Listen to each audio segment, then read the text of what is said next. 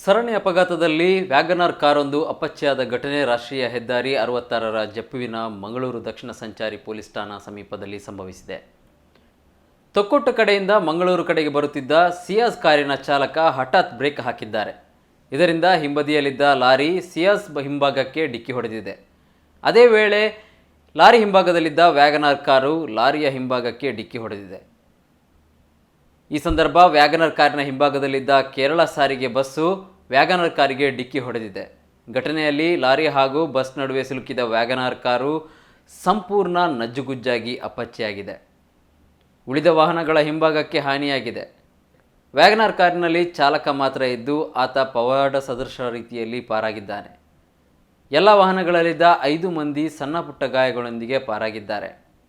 ಮಂಗಳೂರು ದಕ್ಷಿಣ ಸಂಚಾರಿ ಠಾಣಾ ಪೊಲೀಸರು ಪ್ರಕರಣ ದಾಖಲಿಸಿಕೊಂಡಿದ್ದಾರೆ.